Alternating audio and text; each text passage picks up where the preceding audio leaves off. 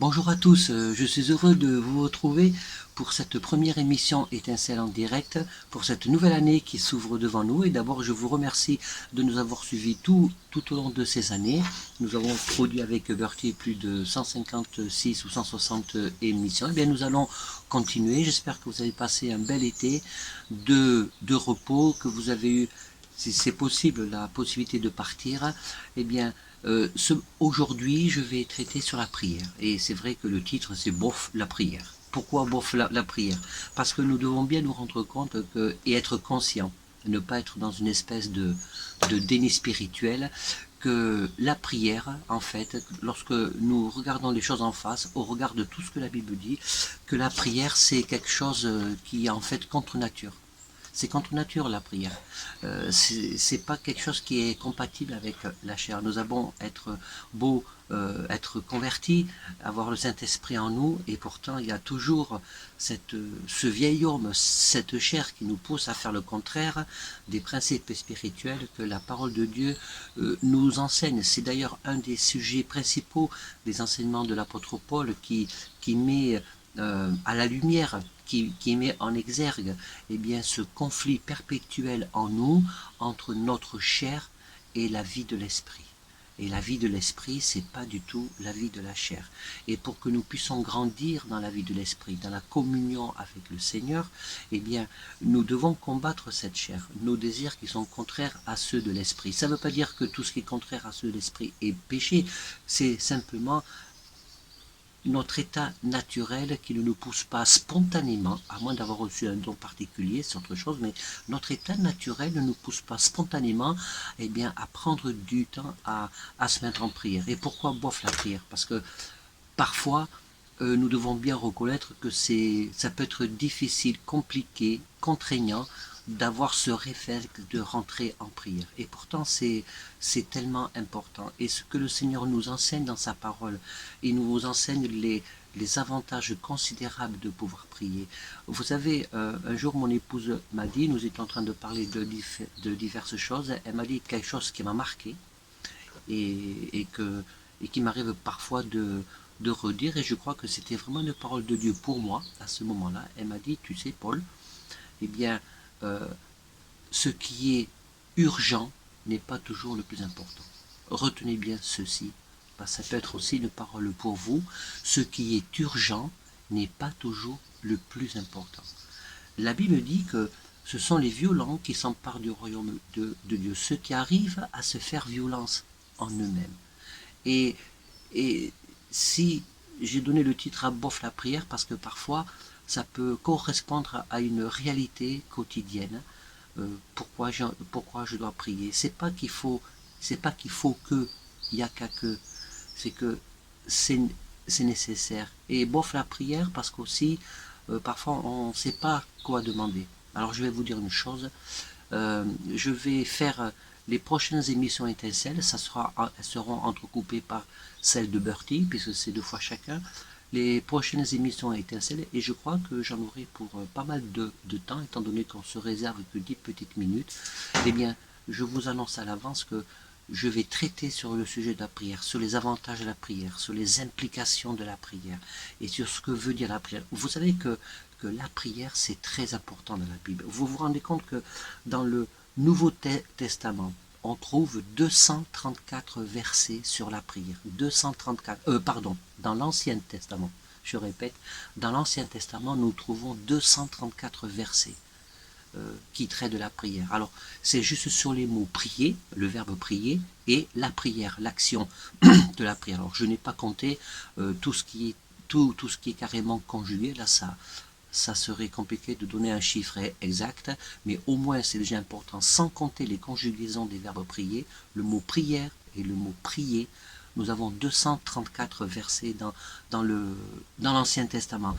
Et dans le Nouveau Testament, pareil, pour les deux mêmes mots, prière, prier, il y en a 195. Ce qui fait au total, sur toute la Bible, 429 versets où le mot prier ou prière apparaît. Ça nous montre bien que c'est important. Il y a beaucoup d'autres sujets dans la Bible qui sont importants et qui sont nommés plusieurs fois, des dizaines, une centaine de fois. Mais prière et prier, 429 fois dans la Bible. Ça montre bien que c'est un sujet éminemment important, éminemment majeur. Je vais vous lire un verset dans l'Ancien Testament, Exode 17, 11. Lorsque Moïse élevait la main pour prier, Israël avait l'avantage dans la bataille. Et lorsqu'il a laissé tomber, Amalek l'emportait. La définition dans l'Ancien Testament du mot prier, il y a une des définitions essentielles, c'est le mot palal, ce qui veut dire intervenir, s'interposer, prier, agir en médiateur, juger, agir en médiateur. Voilà une des raisons pour laquelle on peut se dire non, c'est pas bof de prier, c'est utile. Lorsque nous comprenons l'utilité de la prière, la puissance de la prière, eh bien, cela va certainement t'aider à prendre des dispositions, avoir une stratégie. Prier. La prière a des conséquences dans le monde spirituel, dans le monde invisible. Et on voit l'efficacité de la prière aussi bien dans l'Ancien Testament que dans le Nouveau Testament. Un jour, quelqu'un a dit que prier, c'est respirer, c'est parler à Dieu. La prière est une respiration pour ton âme. Dans le Nouveau Testament, nous avons donc dans Colossiens chapitre 1 au verset 3 qui nous dit ceci: nous rendons grâce à Dieu le Père de notre Seigneur Jésus-Christ et nous ne cessons de prier pour vous. Le mot prière dans le Nouveau Testament, c'est le mot prosécheux. Et prosécheux, c'est ce qui veut dire une prière adressée à Dieu.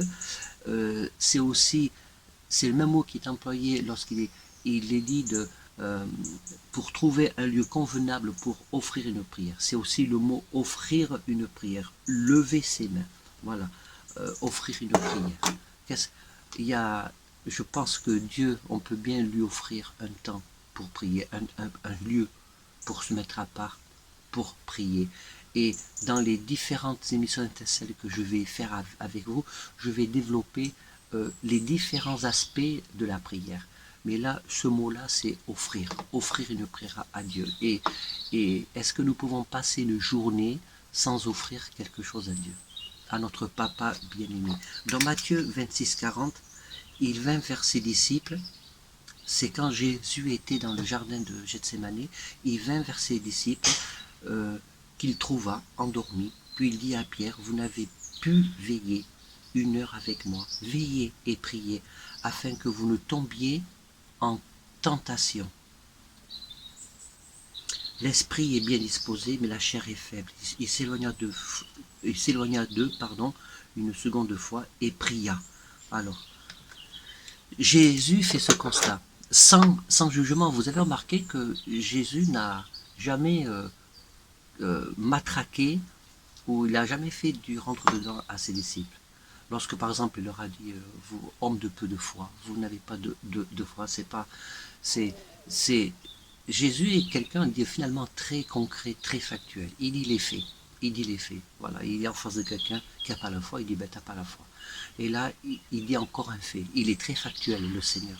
Il dit la chair est faible, l'esprit est bien disposé, la chair est faible. Je vais vous poser une petite question pour terminer. Est-ce que il ne vous est jamais arrivé de vous dire je sens que le Seigneur m'appelle, je sens peut-être ce besoin de mettre à part pour prier, pour demander des choses au Seigneur, et pourtant je ne le fais pas. Alors, et après on le regrette.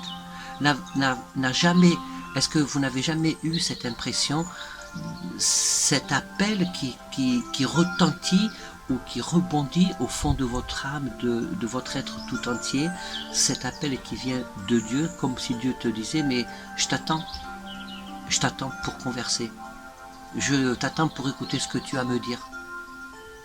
Et cet appel aussi qui nous dit, le Seigneur qui dit j'ai aussi des choses à te dire. Et c'est ce que je vais aussi vous partager les prochaines émissions étincelles sur cette relation avec la prière. Alors j'espère que ça sera moins bof la prière pour vous, après avoir vu cette première introduction que j'ai voulu faire aujourd'hui pour vous, pour chacun d'entre vous. Et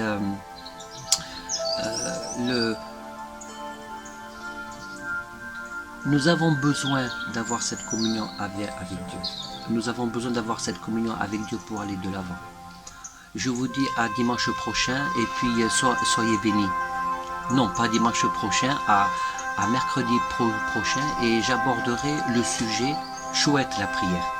Soyez bénis, à bientôt.